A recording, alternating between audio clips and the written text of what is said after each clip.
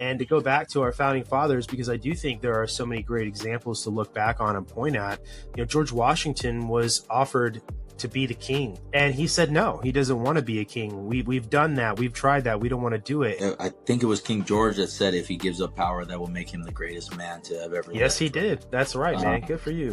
That's what embeds in my mind when I think about politics, man. And I get emotional about it. I get so like fucking proud, because if only, if only we can figure out the people amongst us, and if we could send those people amongst us that embody that spirit and that mentality, I think we'd be unstoppable, and we'd be in a lot different place than where we are right now. Yeah, and I know that like both of us are very well aware that just because you were a veteran doesn't necessarily make you a good person, right? But do you think that more veterans should be involved in running for politics? Ooh, man, I can say this because I'm one of them. In the veteran community, you have some of the greatest people and some of the biggest pieces. I'll say that. And it's okay, no doubt, I can say that because I'm one of them. Yeah, right. Yeah. So I don't think that that's the first check mark that should qualify you or the only one. But I do think it gives you a sense of that self-sacrifice. Let's go!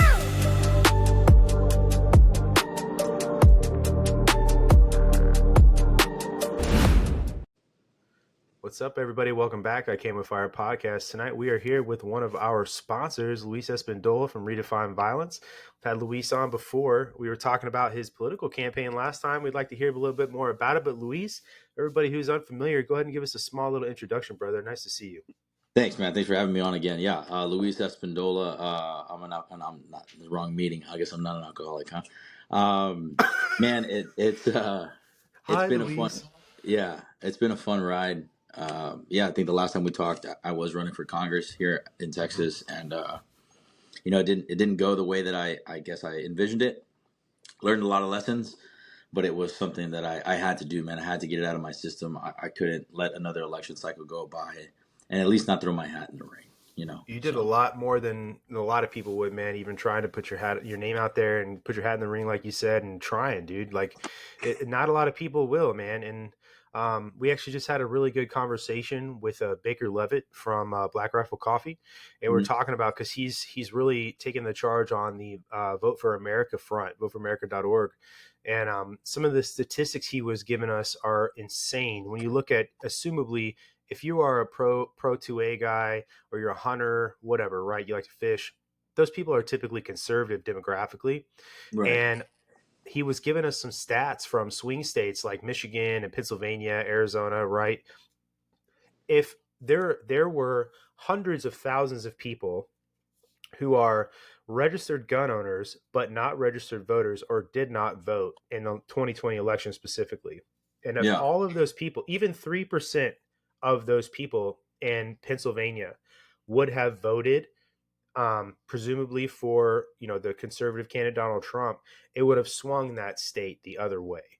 And it's just crazy because, you're familiar, right, man? You've been in politics. You're familiar with like the whole like Nixon, Reagan talking about the silent majority, and those are the people that just want to be left alone. Maybe they'll vote, maybe they won't, right? And we've kind of reached that tipping point where it's like, look, man, you want to sit on your 4 acres, you want to go out there, you want to shoot, you want to fish, you want, to be able to grow your own food, you want to not be limited by the government telling you what to do. I think we've reached a point in this country where this election may be the last time you have those freedoms, or they're not being infringed on so severe that you're losing them, that you need to participate in this American experiment, or we're going to lose it. I mean, what do you think?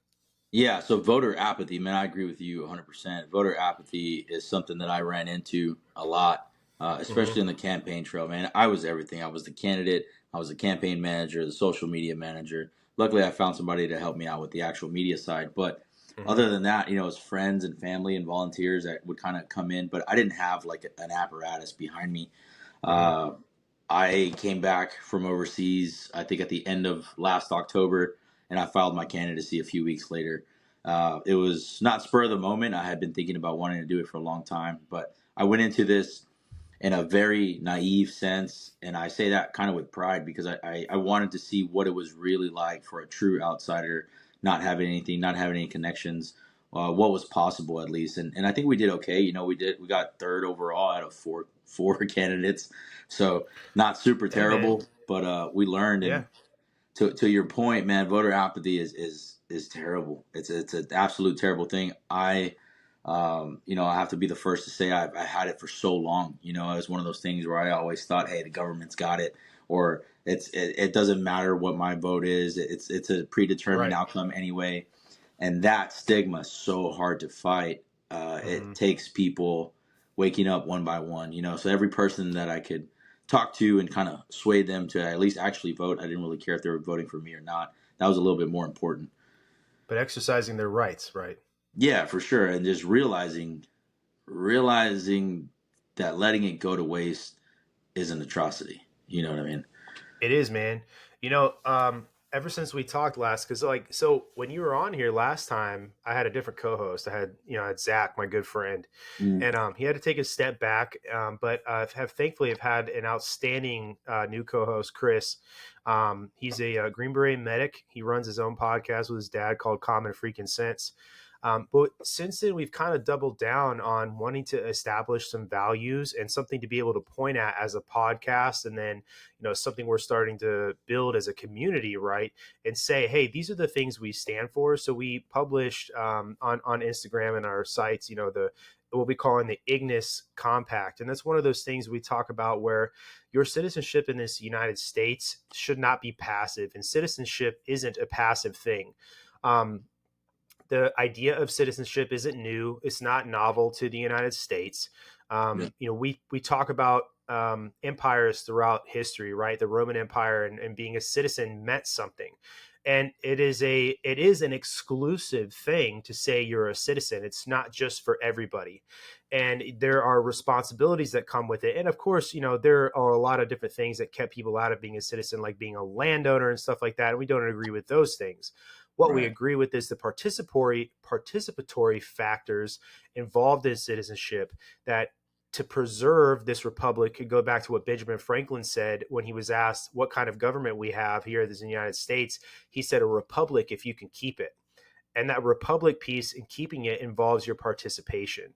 And, so we do believe that citizenship, and we point at it through the compact that we posted, that you have to participate and you must participate. Otherwise, you're going to lose it. And you, as an American citizen, and your rights are being diluted. And what citizen means to you, right, that you're born here in the United States, is being diluted, and it means less and less as time has gone on. Even the amount of time, because I'm a millennial. I can't remember what year you were born. I was born in '87.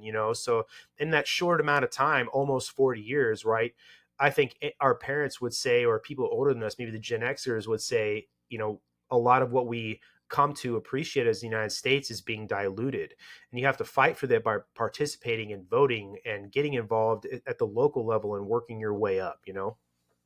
Yeah, there's such a bottleneck when it comes to information and all that stuff.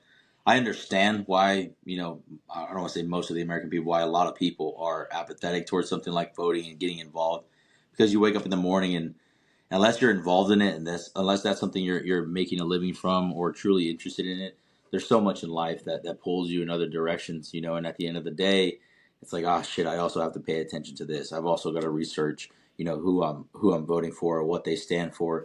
And then the media plays a part where, depending on what you watch and what you listen to, you get a one-sided view on these candidates and on their points of views or just points of views in general, and Mm-hmm. you have to riff through all that. And there is a lot of homework that I say you have to do on the individual level, No in doubt. order to make sure you're exercising your rights, not just in general, but also effectively and with the right information. So Right. it's at the end of the day, it's kind of the cost of living here. Right. You should, Yeah. I like yeah, it. it's work, but it's work that you should want to do. Um, Mm. that's just kind of the way that I view it. Yeah.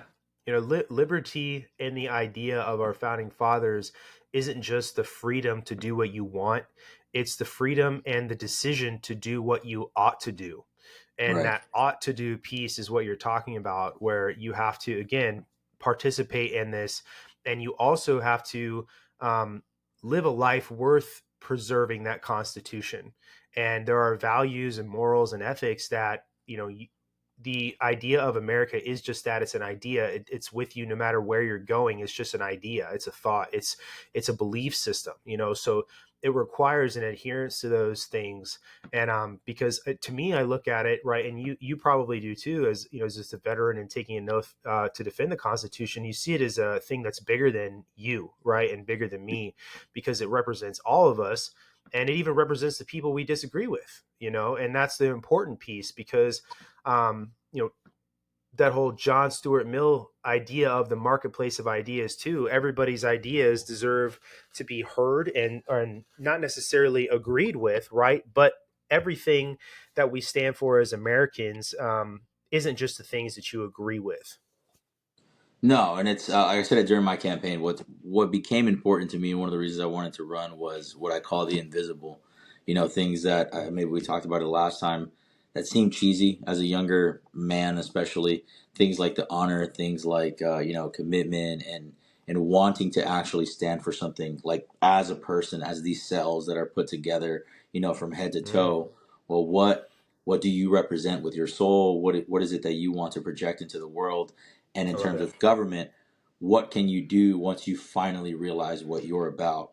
I think that the corruption, one of the reasons I wanted to do is I wanted to find out at what point a person's soul starts to become truly corrupted to the point where they can no Oh man, that's longer deep. pass the torch in the sense or in the way that I interpret our founding fathers to the way they set up our government. You know what I mean? Mm, It wasn't, in my eyes, something where these representatives should hold on to power forever. So I wanted to see where that was.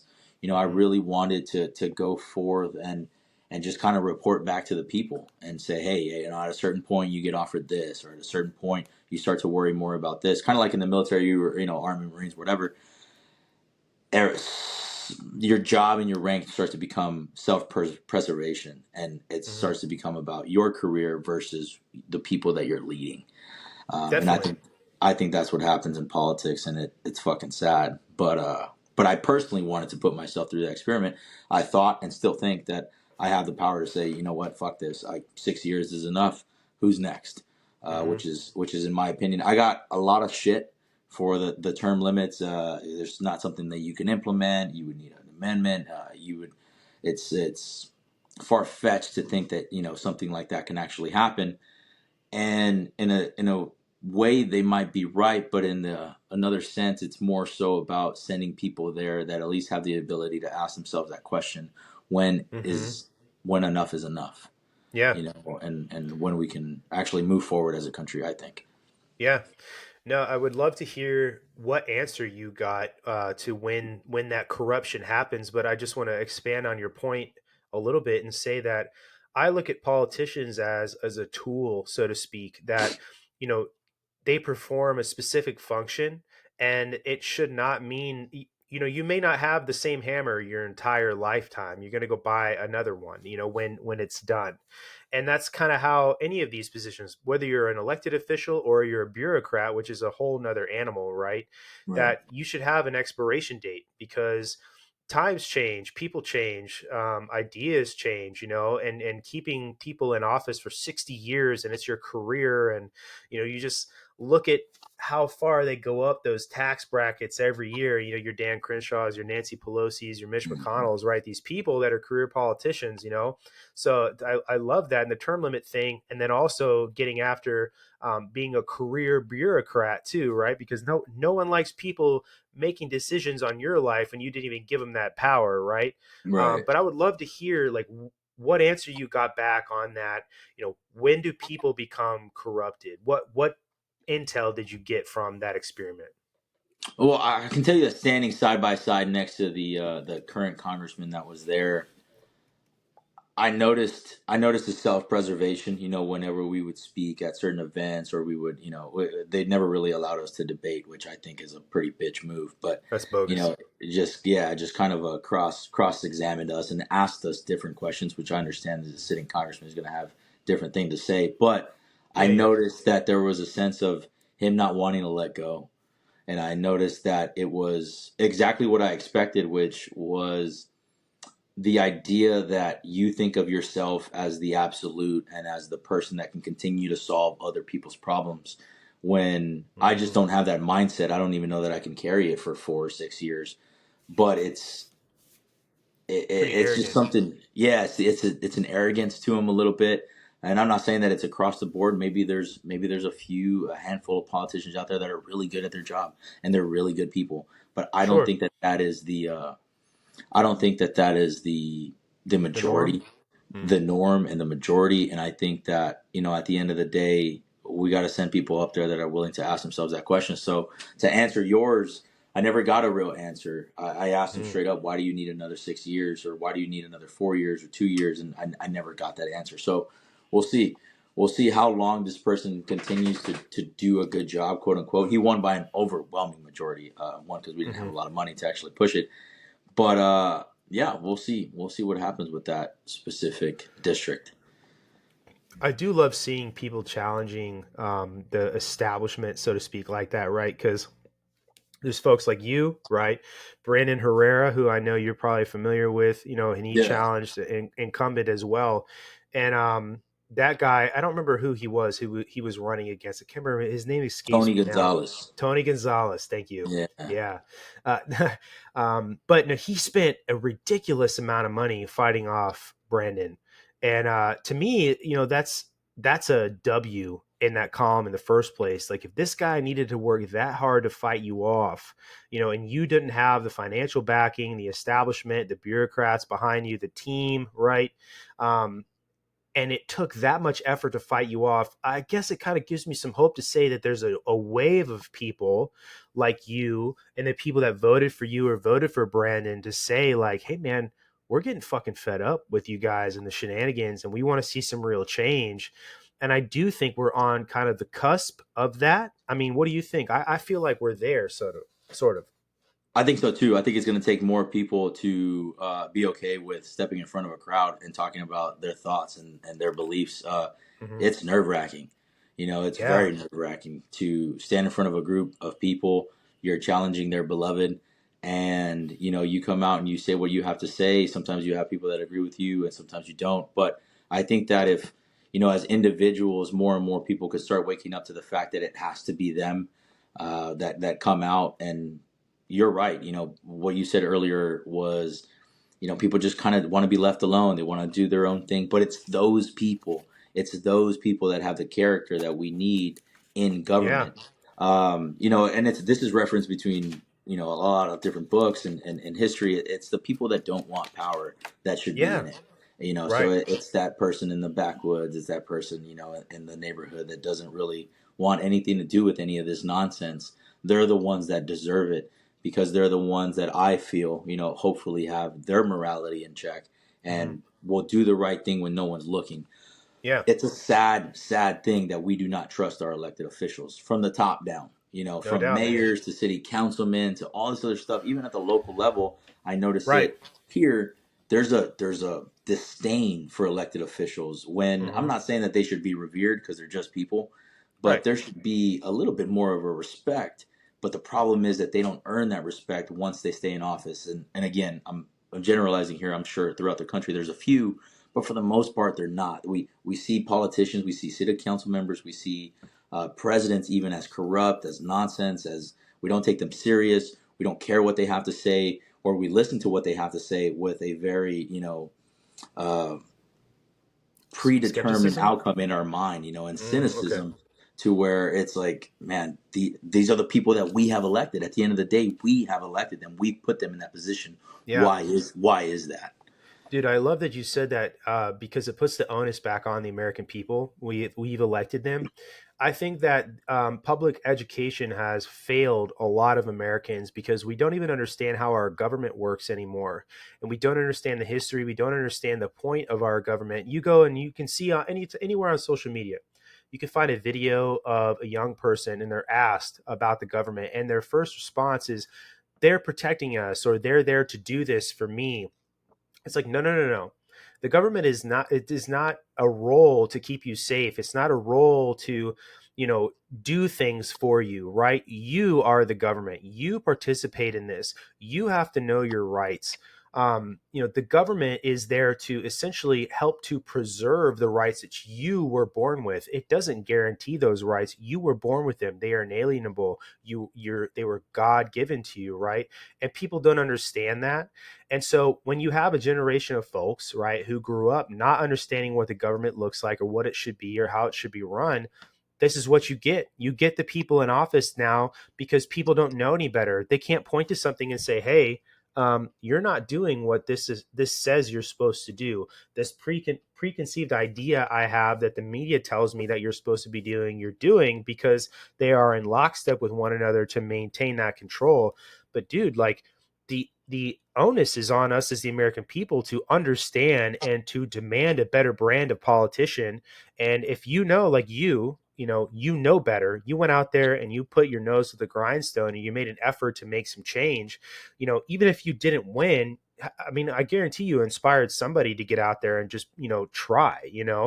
And it's there's some blame, I'd say, on us as the American people for letting the establishment get that bad because we don't even care to pay attention to what our history is and the way our civics, the government is supposed to run. Yeah, and you wonder how much of that is fabricated and is deliberately, put in place. Everything from the media on down, is it things to Mhm. distract us, things to keep us busy. There's so many conspiracy rabbit holes that you can go down, and at the end of the Oh, day, no it's doubt. it's it's hard to decipher through all of it. And just media in general, I think the same way I'm a big fan of the show, The Newsroom. I don't know if anybody's ever seen it. Have you Mhm. seen it with the Yep. Jeff, Jeff? Not Goldberg. is God it damn it, not no, Goldberg. is it Davis? I don't know. I know who you're talking about. Yeah, yeah, yeah. There's Yeah, that real famous, it makes its way around social media every once in a while when he it talks about, does. yeah, hmm So I'm a America big not fan of being that show. I'm a big right. fan of Aaron Sorkin, who's the writer, and one of the reasons is because of the romanticization that the writer has towards media in general, Hmm. and towards news organizations, and he writes things as they should be. The writer Aaron Sorkin, even with The West Wing, he wrote The West Wing. In my Hmm. opinion, yeah, there's some left leaning tendencies in there, but it doesn't matter. He writes government as we all wish it would be. And what I mean Hmm. by that is having those invisible pillars of character written Hmm. into the show to the point where the main character of the newsroom is so bothered by things that are unjust, and he Hmm. makes it a point to only project things on his news organization or in his news organization that are correct, that are factual, that are fact checked, and all those things. And I think to myself, fuck, if we could have 15% of that inside of our news organizations that exist in the real world, I think we'd be a lot better off because Hmm. it is their job to inform us.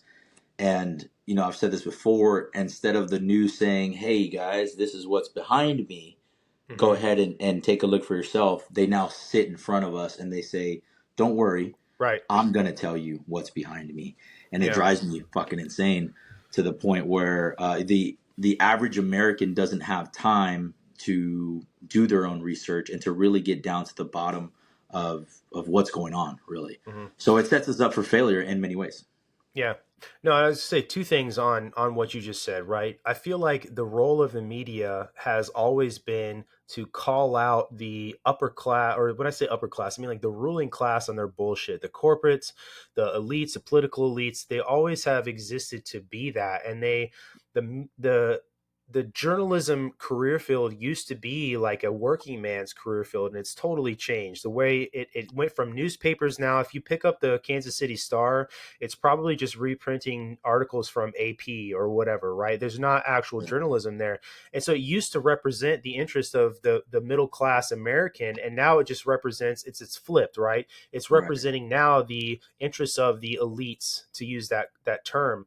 And the other thing with it too is journalism in itself, and then just kind of the way that Americans view journalism is it's so fast paced now, man. The 24-hour news cycle in and of itself, I think, has sort of robbed the average American of his or her ability to think critically. And almost everybody has a superficial understanding, and I use that in quotes, right? Understanding of a headline, right? And if you do your research and you start explaining something to somebody and you start giving them more than maybe just anecdotal evidence or thoughts, maybe you're backing it up by history or recent events or things that have happened.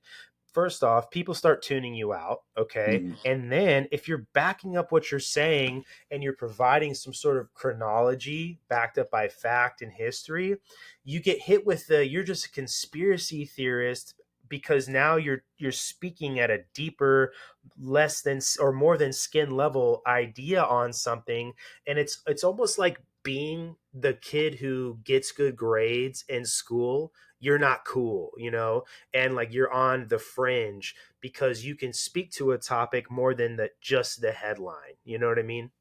Oh, absolutely. You become the outlier when you're the Right. person in possession of the actual knowledge and of the actual, well, I don't want to say understanding, right? Because it's kind of arrogant to think, but at least a better understanding of what's going Right. on Yeah. versus, like you said, Valid. just digesting the headline, which I think is one of the reasons why it's important for jobs that require you to do the right thing and require you to be this outstanding human being when no one's looking, like police officers, journalists. I think those jobs require a certain type of individual that has a Integrity. morality, that integrity and morality that's a lot better than maybe you and I, because Sure. we need those kinds of people, and that's Hmm. what I think a good functioning society relies on. Is if we rely on the people that can do the right thing when no one's looking, that can do the right thing when they're not going to get praised for it, Hmm. because without that we're left with what we have. I This. think. Yeah. Yeah. And I think what you said earlier, I'm going to give an example, right? Some anecdotal examples here.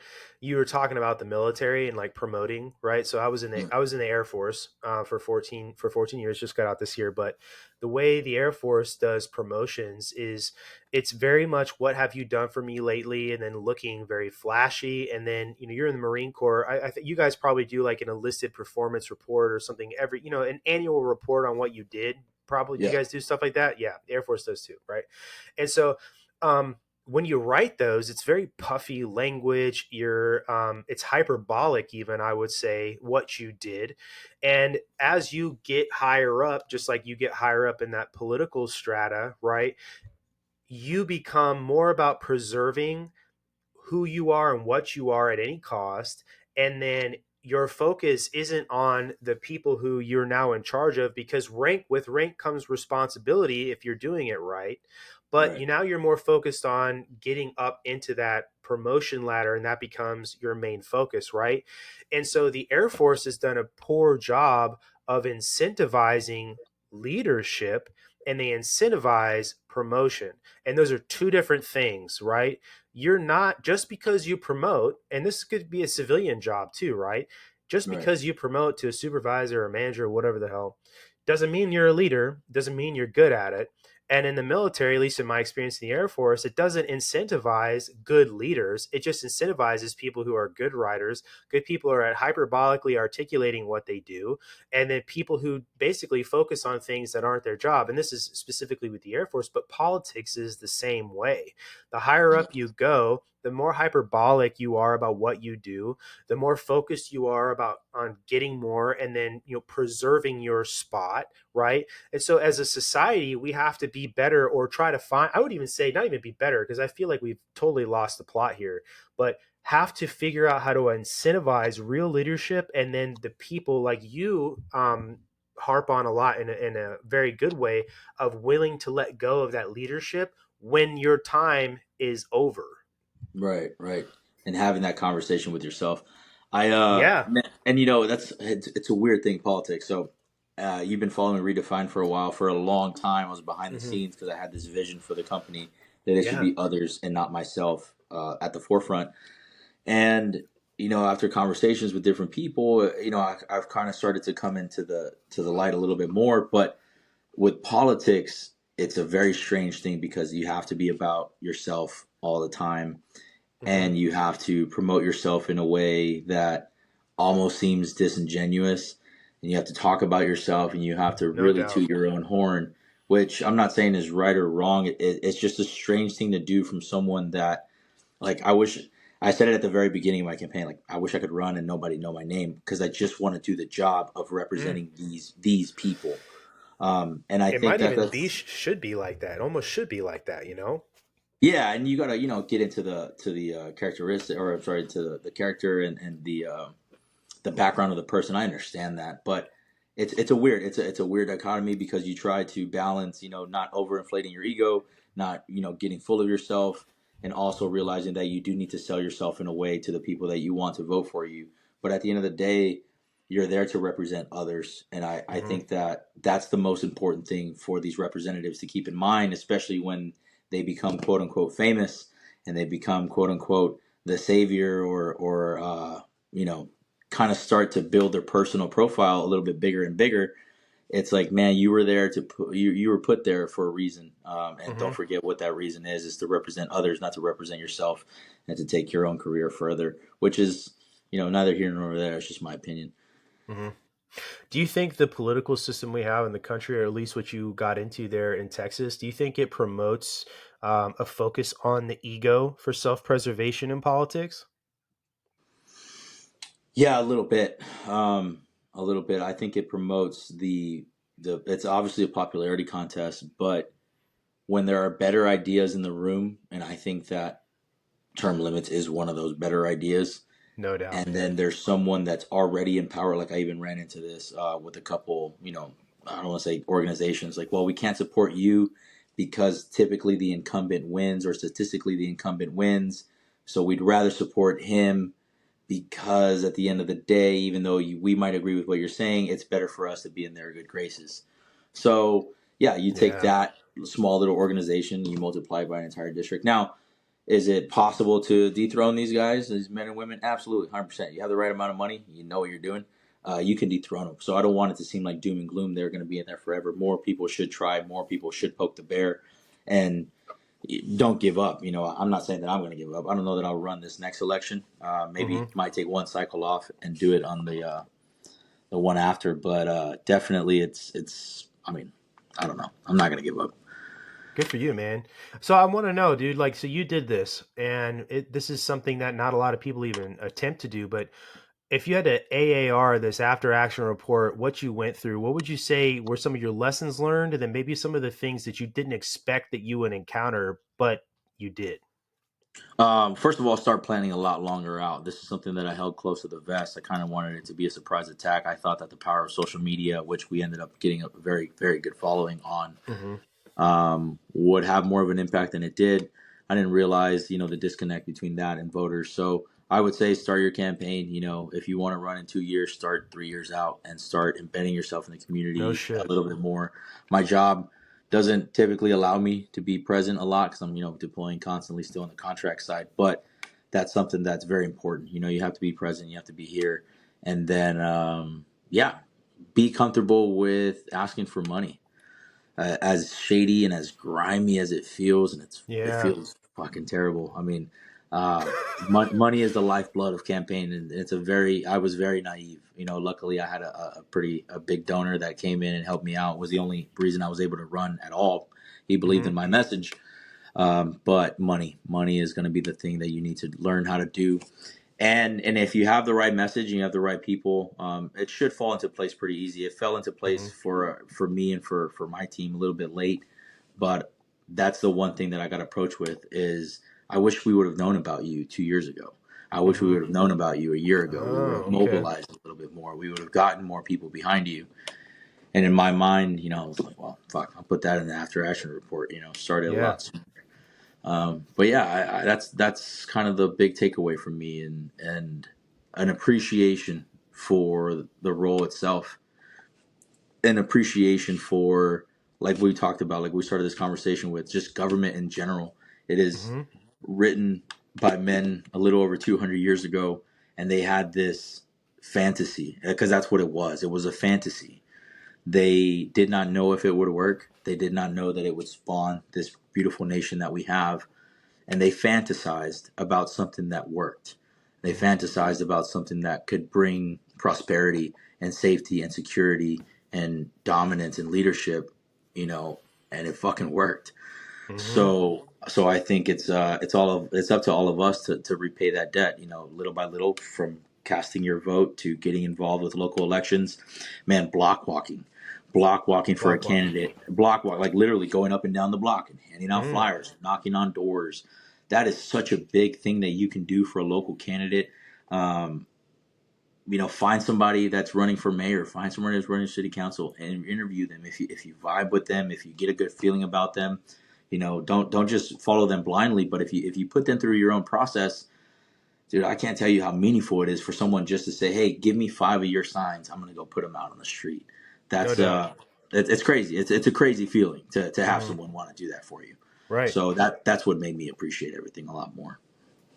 Did you maybe get a better understanding of, not to be too cliche with some of these phrases, but like of the onion of politics, right? So like the the outer layers being like your local politicians, and then the closer you get to that core, like does if you are more participative in your local governance, does it really start to affect and domino what happens larger and larger the closer you get to being like a state and then a federal representative? Does that make that as much of a difference if you're that invested locally? Does it spill over and make, you know what I mean? I'd say yes and no. If I'm understanding your question correctly, Okay.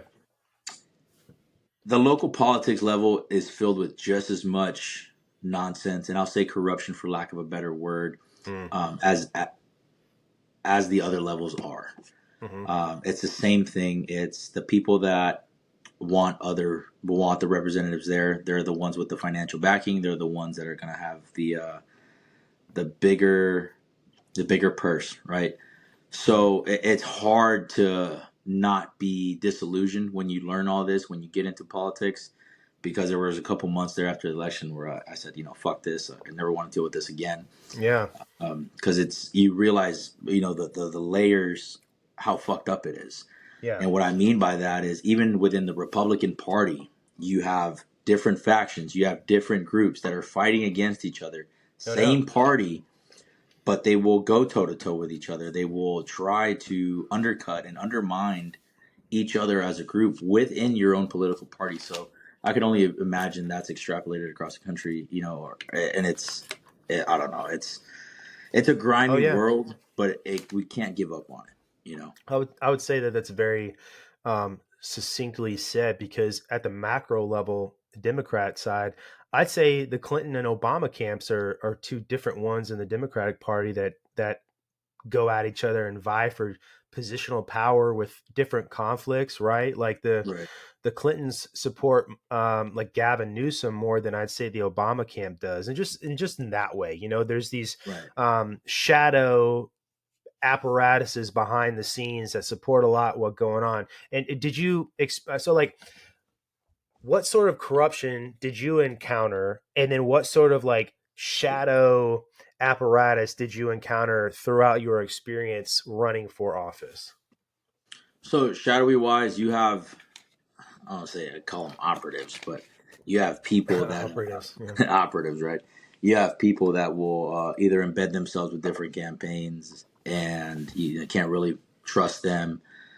You'll have information passing between different camps and different campaigns. You'll have just I don't know. It's kind of difficult to describe, but you'll have a sense of the circle that you think you have is a lot smaller than what you actually realize. Mm, So, yeah, at every turn, especially being a newcomer, being an outsider, being this area is pretty Hispanic, but even being a Hispanic and realizing, hey, in some areas you may play a little bit better than others, and then having people straight up tell you like, hey, your long hair is not going to work, your last name is not going to I help you remember you here. saying that, yeah. Yeah, your last name's not gonna help you here. You got to watch out here. All that kind of shit. It just, well, should fuel you a little bit more. But that's kind of the shadowiness and the shadiness that I think kind of still exists in Hmm. specific parts of the country. And it is what it is. You can't get discouraged by it. You still got to do it. Um, but and then at the higher level, man, I didn't get that high. Like I said, I rubbed shoulders with the congressman. Got threatened by his chief of staff a little bit, or one of What do you his mean? chief of whatever the fuck, I forgot what his position is. They tried to say that we fabricated one of our videos where we made it seem like we were actually at the congressman's office. Well, it was a video where we got left out by another organization or another local group that the congressman was going to be speaking at. We made the video. We said we weren't let in. We kind of documented everything pretty clearly, I I remember that thought. video. Yeah, and then I can't remember what his title was, but he came up and said, "Hey, you guys fabricated this video. You need to fire your media guy, or I'll make sure he gets fired." And it was just, I remember that day. I think we were in Victoria, Texas, and I held my composure, man. I really did. It took everything inside of me not to leap across the room or leap across and grab this dude. But Hmm. yeah, it was just a surreal thing to like kind of be face to face with that. When I explained to him, this is exactly what we did. We did not fabricate anything. He said, "Oh, Hmm. well, you made it seem like we didn't want you in our office. You can come in our office whenever you want." That wasn't the premise of the video at all. Yeah. So it's the fact that people think that they can talk to you like that is what really makes me upset. Right. But then, at the end of the day, you can't let it get under your skin. You just kind of roll with the punches. Yeah. No doubt, man. It's got to be an overwhelming experience to say the least, especially when you were doing it sort of like, I know you weren't on your own, but you didn't have the team that a lot of these cats do that run for office. Um, how many people do you think you had helping you throughout your campaign? Oof. I'd say at least a dozen, Okay. dozen to maybe 18 that really like just spread out and all this stuff. One of the things that kind of struck me as odd was the vets, and I kind of started going after him. I don't know if you remember towards the end of the campaign about Hmm. this whole veteran things. Um, they love veterans, Hmm. except when one of them runs against them. So that's the Yeah. one thing that kind of I loved and liked to put out there at the very end. I was throwing up Hail Marys, but it's strange to me. It's like, hey, we love our vets, we love all these things. It's like, well, one, I mean, you never served, you want to give an answer for that? No, okay, cool. So why is it that when one's running against you, all of a sudden I'm not qualified? Because they went after that pretty Hmm. heavy towards the end, that I wasn't qualified to be in that position versus him. And Right. yeah, it's just I don't know, That grimy politics game. grimy politics is all it is, which is cool. I enjoyed the experience. I really did. It was fun.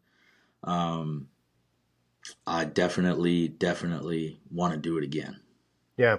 Well, you pose an interesting idea in my head because this is floated pretty often. Do you think that military service should be a prerequisite of political office? I think so. Just on a personal level, I think so. I think it automatically gives you, and not that we're special, we're not, Hmm. as you and I, but maybe not military service, but definitely a public service of some Hmm. sort. If you've never put yourself out there in any sort of risk or in any sort of danger or in any sort of a role where you are already protecting someone or Hmm. someone else, or you're contributing in that factor, Yeah. um, what makes you think that you can stand up and ask for our vote? And Hmm. that's just me. I could be wrong. People in the comments, let us know what you think. But yeah, be a police officer, a teacher, some sort of anything. Sure. Just be a public servant. Be a servant before you're a leader. That way, you remember what it's like to be a servant. Hmm. I've said this clearly in the past, and I'll say it again. I do not view politicians as public servants. Just with that role themselves, to me, they are not. That's a title that's set aside for other types of people. I don't see them and the firefighter as the same thing. I Definitely really not. really really despise the fact that they are called that. I don't see them in an ER and trauma nurse or law enforcement officer or Yeah. a teacher or any of that is the same. Now some of them have that background. Cool, you've checked the box. Yeah. But the ones that don't, that just come off the street, come from the corporate world, you should never call yourself that. Yeah. No, I totally agree. Yeah. There are parallel economies, I guess you could say, in our country with people who are um, that actual civil servant, like you said, that EMT, firefighter, cop, military members, right? Versus a politician who's elected to essentially be a tool and do specific things for us, right? And Yeah. one of the conversations we had on this podcast a while back with another guest, George Kemper, anybody listening wants to go listen to that. That's actually one of the things we talked about. He said, if you notice that that sentiment doesn't apply to politicians, and that sort of reverence that we give to public servants like EMTs, firefighters, cops, and the military members doesn't exist to politicians, but they've co-opted it into basically being grouped in with that, and that what have they done to deserve it? Because when you look at the country as a whole, and then even like local, I mean, like I live in California, and I live in a suburb outside of Sacramento, and I could point to a lot of different things here where I'm like, hey, y'all aren't doing what you're supposed to be doing. And I know you're not fucking doing what you're supposed to be doing, So as an EMT or a firefighter or a cop or a military member, you don't have that luxury to just sit on your ass and not do anything and exist in certain areas, right? So like it's one of those things where like, yeah, do politicians deserve scrutiny consistently? I do think so, because they are the ones that are supposed to be protecting our interests. And they need to be able to be ridiculed, or maybe ridiculed. Well, no, ridiculed. I'm going to use that word, ridiculed for what goes on, and then held accountable when they don't do what they're supposed to do. I think should be more accountability when they're not doing what they're supposed to be doing than they, because it almost is like, hey, I'm just going to do whatever the hell I want, and there's no recourse for it. Yeah, so I mean, leadership is giving praise to your team when things go right, and taking blame when things go wrong. That's the way that Perfect. I use leadership. I'm sure it's not an original idea. I probably read that somewhere. Yeah, we all Um, hear it, yeah, we all hear it. That's what leadership is, and that's one of the problems that I had with Trump. He's a little too centric and a little too me. Um, Yeah. where I think that it's his team, and to me that's a beautiful opportunity for a man to say, hey, look, I know you guys all revere me, I know you guys all love me, I know I'm the center of attention, but Hmm. it's everybody around me that's Yeah. helping me do this more and more. And maybe he does it here and there, but that like everybody says, well, what if, or what would I do? I think that's something that I would, if I'm ever in that position, take the opportunity to say, this is not me. This is Hmm. every single fucking person around me. And then when they fuck up, all right, now it's my fault because they fucked Right. up. You know? That's like leadership 101. You go to any of these PMEs, professional military education, for people listening, you're not familiar with that. That's what they say, man. You, as a leader, you're responsible for all successes and failures. And when those successes happen, your team gets to enjoy that, right? And when those failures happen, you need to take ownership of those things, because you're the one leading and guiding and directing what's going on day to day to day. And to go back to our founding fathers, because I do think there are so many great examples to look back on and point at. George Washington was offered to be the king, and he said no, he doesn't want to be a king. We've done that, we've tried that, we don't want to do it. And essentially, it's what you were talking about before. We're recognizing and setting down some of that power and saying, no, no, no, like, this is not me. I have the fortitude to say that I am not that person. I don't want to be that person, and we deserve better. And there is an example to follow in a leadership way. Like you were saying, there's a leadership example to emulate here, and we have a significant amount of those in American history. And so what you're saying is, it sounds novel, it sounds unique, it sounds um revolutionary or cutting edge, but like in reality, it's just like, bro, you're fucking just out here doing what those guys did and said we should do, man. And it's just crazy that it seems, there's a word I'm looking for here, but that it seems novel, but it's not. It's just it's what was let out before us. It's just become so muddied with everything else that it seems unique or new. Yeah, I think it was King George that said, if he gives up power, that will make him the greatest man to have ever Yes, he lived. did. That's right, Uh, man. Good for you. yeah, so that's what embeds in my mind when I think about politics, man. And I get emotional about it. I get so like fucking proud, because if only, if only we can figure out the people amongst us, and if we could send those people amongst us that Hmm. embody that spirit and that mentality, I think we'd be unstoppable, and we'd be in a lot different place than where we are right now. And hopefully, little by little, we get there, and that's, Hmm. you know it's neither Yeah. here nor.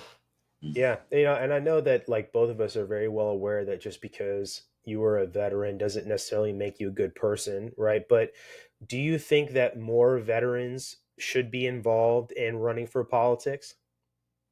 Oof. Man, I can say this because I'm one of them. you know, in the veteran community, you have some of the greatest people and some of the biggest pieces of shit. I'll say Yeah. that, you know, and Hmm. it's okay, No guys. doubt, I can bro. say that because I'm one of Yeah, them. yeah, right. Yeah, Um, yeah, yeah, yeah. so I don't think that that's the first check mark that should qualify you, or the only one, but I do think it gives you a sense of that self-sacrifice.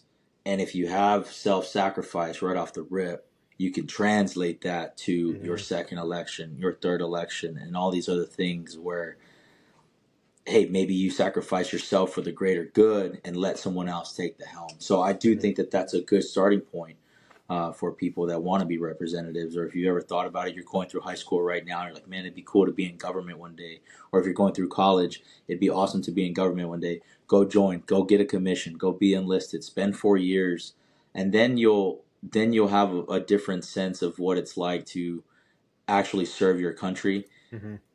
Then you can go and work for your country. That's Yeah. kind of the way that I see it, you know. Hmm. But yeah, it's the military alone, maybe not, but Yeah, I don't know. I definitely. don't think I mean, that's the qualifier right there. But I do think it helps. absolutely. Yeah, because if you're doing it right, you can walk away from the military with a lot of skills and then a lot of honed personal attributes that not every opportunity that you have as a young adult you're going to get everywhere. Mm. As a military and the Air Force and Marine Corps, whatever, we all preach a higher level of ethics and morality than they want what they want to see in Marines, sailors, soldiers, airmen, right? So if you're doing it right, you'll walk away with that. But it doesn't necessarily mean that just because you're exposed to it, that you're going to be, you're going to come out the other end that person. But kind of as we wind this conversation down, what is I know you kind of took the whole redefine violence thing on the road. Are you still doing that? I know you're about to head out again, but like, is that something that you're going to keep doing, like going out and interviewing people, or what? Oh yeah, we're actually got a backlog right now with editors. So if you're Hmm. ever interested in editing, let me know. Okay. Um, yeah. So the premise now is I've taken Redefine Violence, and instead of it being, you know, just a brand where we sell stuff, which is kind of where we started, and I wanted to wear. This was one of our very first shirts we ever made. Yeah, Little funky, but hey, I keep it around because it's one of it's our the first OG. ones. Yeah, and Yeah. it's evolved into Hmm. into this. So now what I want to do is take it around, you know, the state of Texas and then the country and hopefully the world, where I get to go interview violent artists and violent professionals and people who have Right. survived violent circumstances. So it's turning out really good. You know, we've got a bunch of great interviews in the pipeline, and I'm super lucky, man. And then with that, I've learned a lot with marketing and branding and all that Mm. stuff. And luckily, just by chance, we were kind of already on the forefront of, instead of creating a personal brand, we're creating a community brand. And now that everything's transitioning to a community brand, I think we've got that leg up on everybody else, Hmm. and we can go forward from there. I also just became part owner of 5x5 Brewing, I which is saw that. That's awesome. yeah, a brewing company Congrats, down man. here. Thanks, man. I appreciate it. So we got some projects going on with that. We're gonna take the country by storm there. So it took some persistence, but I finally got in. You know, finally That's got in. all of this, isn't it, dude? Is that's something that, like, I've been doing this podcast now for a year and a half, and I knew it would be work, but I didn't even realize how much work it really is just making content. I mean, you're doing more than me because you got businesses, you know what I mean? But like, it's just that's all this is, dude, is it's freaking work. And if you don't care about it, or if you don't have the passion to stick with it, like I remember reading a stat one time a while back that, like, there's like fucking thousands of podcasts that come out every month, but that majority of them only make it to episode 9, you know. Yeah. And this, ironically, you're episode 69. Hey, yeah. Hey, but no, man, it is this is work. That's all. That's what this is, dude. It's time away from your family. It's putting in the hours, it's staying up late. It really is, man. Editing, putting out shorts, putting out fucking videos, looking at statistics and the shit that you can see behind the scenes from wherever you're posting your content. It's just, there's so much that goes into it. But one of the things you just said was that you're learning a lot from doing this, and you're learning a lot. You said the marketing and branding aspect of it, but like, from talking to some of these other people in this community, and like you guys like to say, you guys are a unifying banner. It's in your slogan. What are Right. you learning from talking to some of these other people that kind of stokes that passion that you definitely have. Otherwise, you wouldn't still be doing this. I learned that there's a need for what we're doing.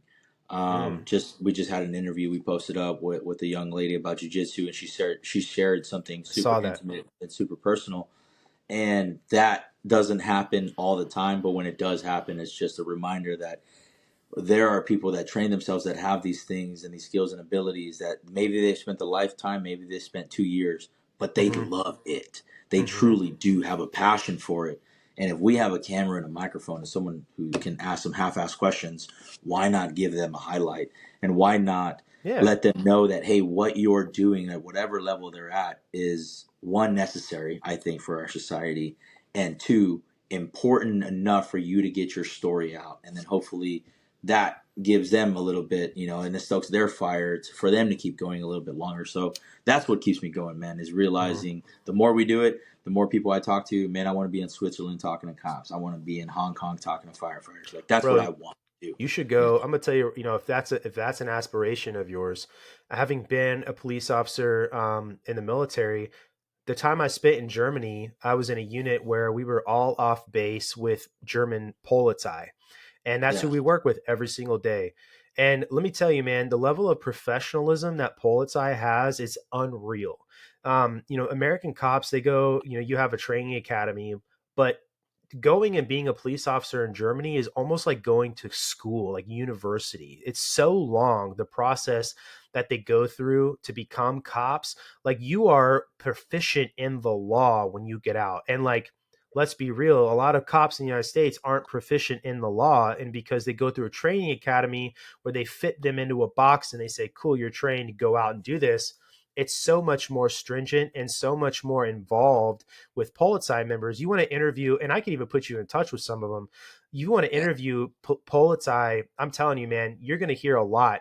And they have different rules. Like, I'll say this too, man, they don't have probable cause in Germany. You can, if you get pulled over in Germany, they can just force you to blow into a PBT without any sort of probable cause or pulled you over for any reason. And that's kind of the joke, right? Is the license plates over there, for an American, it's like an 8 out of 10 ratio, which is pretty high, that you can tell that that car is being driven by an American. And it's a joke that you got pulled over because you were driving while American. And if you're Yeah. driving while American at 11 o'clock at night or early the wee hours of the morning, you're probably getting pulled over and you're going to blow into this. And the other thing is, too, man, did they pull you out of your car and they will search your car completely and totally? You have no right whatsoever to tell them they can't, because there's no probable cause laws in Germany. And so even then, you'll get the appreciation of the fact that you have some protections here in the United States that we view as protections you have for being a born member of Earth, right? And so, but I say that, but Polizei are extremely professional and very, very good at their jobs. And I loved working with them. It gave me a totally different perspective. And then it honestly made me want to be better at my job because I see just how proficient they are. And you don't ever see them, you don't ask them a question and see them flounder on what it is the law is. They give it to you, verbatim Bible style, And so that would be, if you want to, I could put you in touch with some people. You would really enjoy that conversation. Dude, let's do that. That'd be sick. When we come back, when I come, next year, 2025, I'm going to be looking for some major sponsors to kind of help us take it a little bit more across the country and international. So we're building the portfolio right now, putting that high quality production together, especially on the road, so they can see the level of show, so I can present it to sponsors, and then be like, okay, cool, this is something we want to be a part of, on a bigger scale. But Hmm. yeah, man, definitely, I will definitely have that conversation to where I can go interview people all over, Yeah. because of all the stories that get told on a daily basis, I don't see enough people covering these kinds of people. Well, You I'll tell know, you this, bro. I'm gonna throw myself out there for you. If you want to travel to Germany and you need somebody to help you out and know some people and go with you and grease the go. wheels, you let me know, dog. I'll, Let's I'll go go. with you in a Let's heartbeat, go. man. I love Germany, and I know a lot Yeah, of people that are there still, bro. So, let's go, dude. We'll both submit the permission slip to the wives, and then we'll all fucking right, go. that's We'll it, dude. get That's it the important piece, man. The bureaucracy yeah, we can deal with, Yeah. yeah, yeah. Hell yeah, man. Where can Um, people listen to your interviews with these folks, and where can people find you, so that they know where to go? Redefine violence on YouTube. Just type it in. We should come up. Hopefully, our search engine optimization has gotten a little bit better. That Same thing with the SEO. website. Yeah, that SEO. We are now on our new website. At the very bottom of the page, you're gonna have we're gonna post our new episode every time, so you can Nice. just watch it on there. It's just Redefine Violence everywhere. Instagram, the internet. Just type that in, and the bigger we become. We're actually, I wanted to let you know too, we're creating a fight league down here in South Texas too, That's so to cool. where yeah, we're gonna have boxing, MMA, and jiu-jitsu super fights. So just again, giving people a lily pad. We want people to use this platform and just skyrocket and go wherever it is that you want to go. You Yeah. know. Awesome, man. And then obviously, if you use code FIRE10, you can get 10% off your purchase there of some redefined violence gear. So, but thank you for coming on and talking with me, man. Um best luck to you and be safe wherever you're going. Don't want to blow you up wherever you're Yeah, going. But I appreciate you taking the effort to try and fix some problems where you at, dude, because it really is all about doing what you can with what you have where you're at. And one of the things that I've come to learn, especially as I've become a father, is the work is the reward, and that's all that what you're putting into it is all you can expect to get out of it. And you got to be okay with that return. It's not about extrinsic things. It's about the effort you're putting in and being satisfied in yourself. And I know you understand and appreciate that, and the type of salt of the earth people that you are, and some of the other people in our community, man. It's just nice to have these conversations. It's refreshing to talk to like-minded people. Like you said, it kind of keeps you going. It keeps that fire in your soul and your belly lit. And yeah, man, I just appreciate you talking. Honestly, I feel like we went too long without talking to one another, and it's just one of those things in the just doing podcasts, you'd always get hit up about people coming on, and then I got shit like tonight, dude, my freaking Wi-Fi being retarded, yeah, and it's just like, but no, dude, I love the relationship we have, being able to talk to one another, and then repping you guys. I have no idea if we've ever brought you guys any business, but like, I appreciate you letting us rock the Redefine Violence brand, man. And yeah, dude, I appreciate you and your time very much.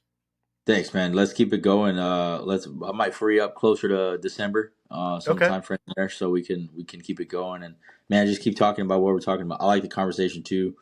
Um, it's it's a different point of view that I think a lot of people don't have. Maybe in our circle, people Yeah. do, but if someone happens to stumble upon it, even if it's just one person, I think it's a good thing. The same way I thought about the campaign message. Even if one person hears this and starts to think to themselves, "Oh yeah, why are these motherfuckers in there for 15, 16 years?"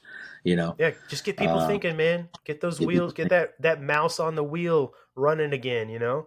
Yeah, yeah. Well, thanks, man. Have a good night, dude. I know it's late for you out there, so No, yeah, I appreciate you, dude, very much. And you have a good all night right, man. too. Later, man.